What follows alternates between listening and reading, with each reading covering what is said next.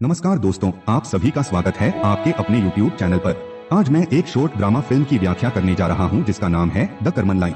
Story को समझने के लिए वीडियो को आखिर तक देखना और कमेंट करके बताना आपको वीडियो कैसी लगी। और हाँ दोस्तों, वीडियो को लाइक और सब्सक्राइब करना ना भूलें। फिल्म की नायिका एक मध्यम आयु वर्ग की गृहिणी है जिसका नाम सारा है। वो अपनी बेटी कार्ली और अपने पति देव के साथ रहती है। एक दोपहर सारा आनंदमय मूड में है। वो रेडियो पर एक रोमांटिक गाना सुन रही है और घर पर डांस कर रही है। उसी समय कार्ली स्कूल से घर लौटती है और उसका मूड खराब लगता है। वो अपने गंदे जूते उतार देती है और लापरवाही से उन्हें फेंक देती है। उसकी माँ उसके आसपास नाच गाकर उसका मूड हल्का करने की कोशिश करती है, लेकिन वो नहीं मानती है। सारा नाचते हुए रसोई में उसका पीछा करती है, लेकिन कार्ली बस रेडियो का वॉल्यूम कम कर देती है और काउंटर से डिनर प्लेट ले जाती है।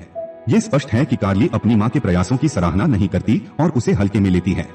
हालांकि सारा को अपनी बेटी की उदासीनता पर कोई फर्क नहीं पड़ता।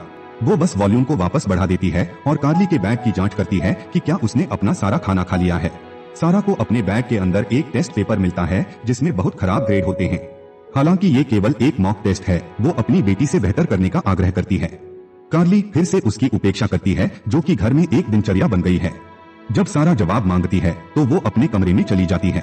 क्षण भर बाद सारा लिविंग रूम की कॉफी टेबल से अपना ड्रिंक उठाती है, लेकिन वो उसके हाथ से गिर जाती है। वो घबराने लगती है और मदद के लिए चिल्लाती है क्योंकि उसके पैर अपने आप हिलने लगते हैं। कार्ली उसकी आवाज सुनती है और जल्दी से नीचे की ओर दौड़ती है। कार्ली देखती है कि उसकी माँ जमीन से उठ रही है। वो बोलने के लिए भी स्तब्ध है। निम्नलिखित दृश्य में 3 आदमी सारा को वापस जमीन पर लाने की कोशिश कर रहे हैं। उन्हीं में से एक है उनके पति देव। वो भावनात्मक समर्थन के लिए उसका हाथ पकड़ता है क्योंकि अन्य 2 लोग सारा को नीचे खींचते हैं। वे अपनी तरफ से पूरी कोशिश करते हैं लेकिन सफल नहीं होते। ये लगभग वैसा ही है जैसे वे एक रहस्यमयी ताकत के खिलाफ काम कर रहे हैं जो उसे बचाए रख रही है। वे कितनी भी कोशिश कर लें, वो अपनी जगह से नहीं हटती। कार्ली उन्हें दरवाजे से देखती है, समझ नहीं पा रही है कि क्या हो रहा है। पुरुष थोड़ी देर बाद चले जाते हैं, लेकिन सारा उड़ती रहती है। इसके बाद देव स्थिति का निरीक्षण करने के लिए अपने पारिवारिक चिकित्सक डॉक्टर बेहरिंगर को बुलाते हैं।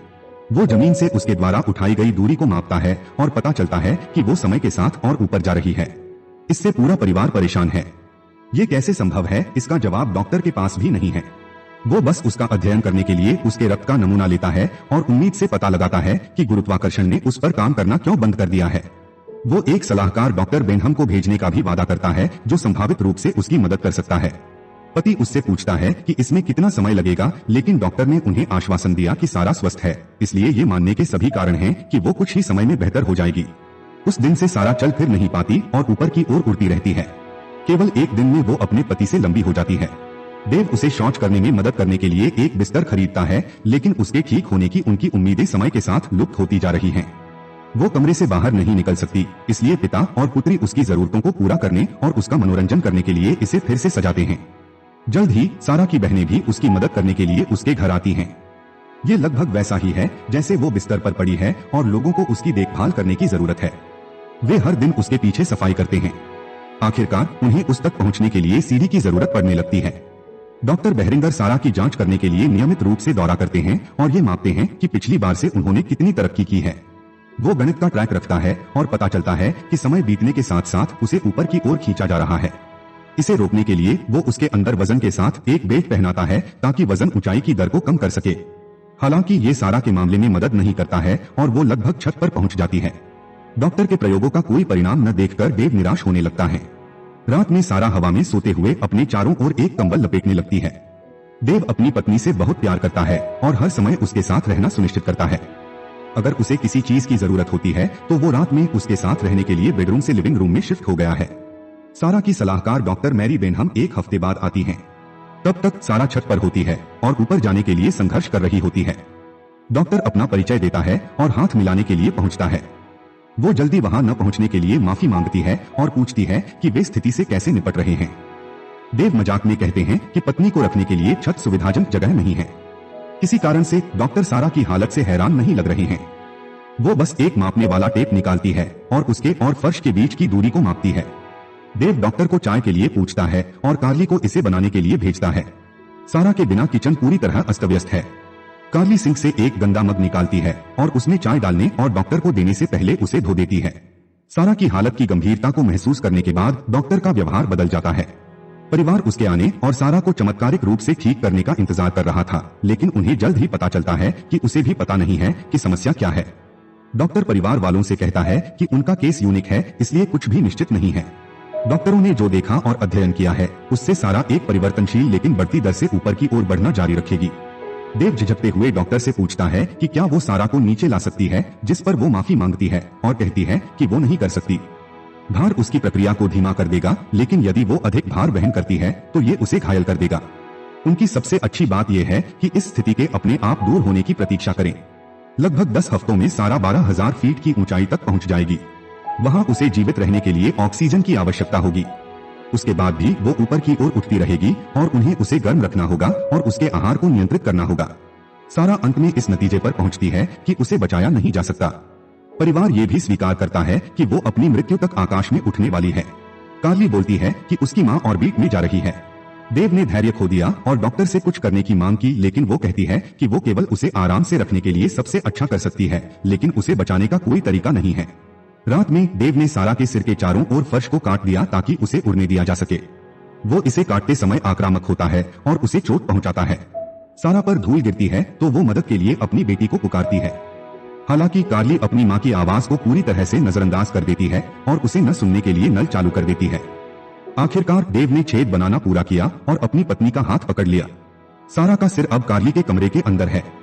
वो स्पष्ट रूप से अपनी माँ द्वारा उसकी निजता पर आक्रमण करने से परेशान है, हालांकि उस पर उसका कोई नियंत्रण नहीं है। अगले दिन कार्ली अपनी अंतिम परीक्षा के लिए अध्ययन कर रही है। सारा उसे चुपचाप देखती है। उसे पेशाब करना है, लेकिन वो अपनी बेटी को परेशान नहीं करना चाहती। कुछ समय बाद वो माफी मांगती है और कार्ली को अपने पिता को बुलाने के लिए कहती है। कार्ली पलंग लेकर आती है और उसकी मदद करती है। उसके बाद वो पढ़ने के लिए वापस बैठ जाती है, लेकिन कमरे में अपनी माँ के साथ ध्यान केंद्रित नहीं कर पाती है। कार्ली उसे बताती है कि वो इस साल ये स्थिति के कारण परीक्षा नहीं दे सकती है, लेकिन सारा उस पर भड़क जाती है। वो नहीं चाहती कि उसकी बेटी की जिंदगी में कोई कमी आए। कुछ दिनों बाद देव और सारा की सालगिरह है। उन्होंने इस अवसर के लिए सारा की बहन को उसे तैयार करने के लिए बुलाता है। देव ने उसकी तारीफ करते हुए कहा कि वो एक परी की तरह दिखती है और दोनों इस विडंबना पर हंसते हैं। संकट की घड़ी में भी कपल साथ में सेलिब्रेट और ड्रिंक करते हैं। देव एक मेज पर हो जाता है और उसे चूमता है। आखिर में दोनों ने संभोग किया। जब कार्ली एक दिन स्कूल से घर लौटती है तो वो अपनी माँ को दर्द से कराहती हुई सुनती है।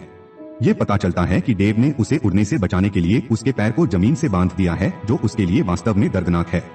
वो अपनी पत्नी को दुख में कानाफूसी करते हुए न देखकर दरवाजे पर बैठ जाती है। कार्ली जल्दी से ऊपर की ओर दौड़ती है और रस्सी काटने के लिए चाकू लेती है। अगले सीन में सारा घर के बाहर पहुंच गई है। देव और कार्ली एक क्रेन का उपयोग करके उसके पास भोजन और आपूर्ति देने के लिए पहुंचते हैं।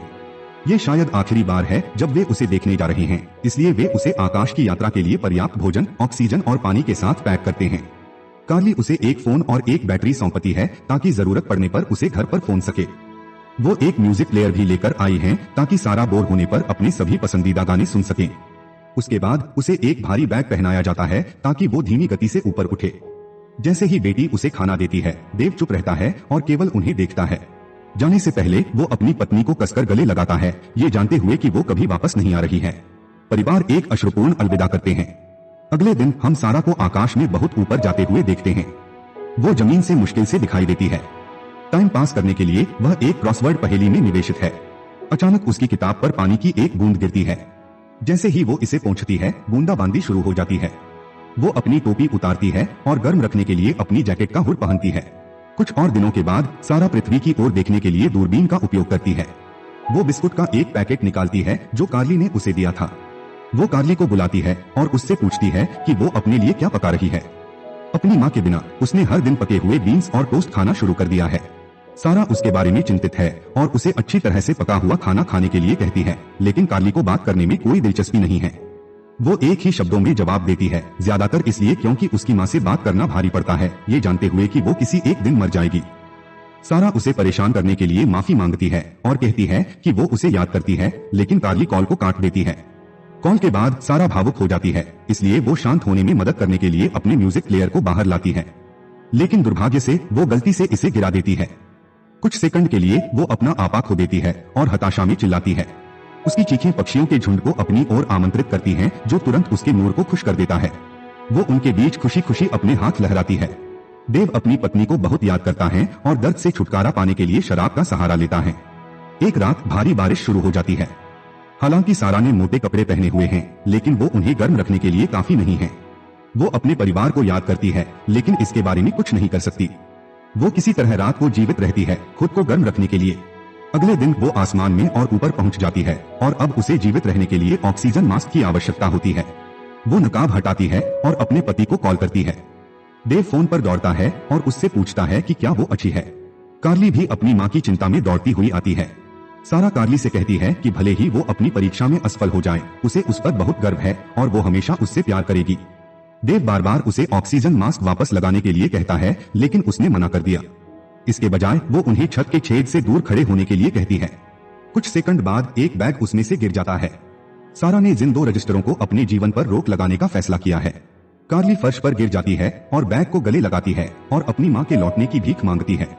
जैसे ही सूरज उगता है, सारा तेजी से आसमान में उड़ती है। अपने चेहरे पर मुस्कान के साथ वो अपने पति से कहती है कि वो उससे प्यार करती है और फोन रख देती है। थोड़ी देर बाद फोन छत से गिर जाता है। सारा की मौत पर रोते बाप और बेटी एक दूसरे को थामे हुए हैं। घटना को अब कुछ हफ्ते हो गए हैं। परिवार ने छत की मरम्मत की है। कार्ली उन दोनों के लिए चाय और नाश्ता बनाती है और अपने फाइनल के लिए कड़ी मेहनत करती है। सारा की मौत के बाद देव ने उसके व्यवहार में बदलाव देखा। फिल्म खत्म हो जाती है क्योंकि वे चुपचाप खाना खाते हैं। ऐसे और वीडियो के लिए सब्सक्राइब और लाइक करें और नोटिफिकेशन को भी चालू कर देना। वापस कल मिलते हैं एक नए मूवी के साथ। तब तक के लिए take care and bye bye.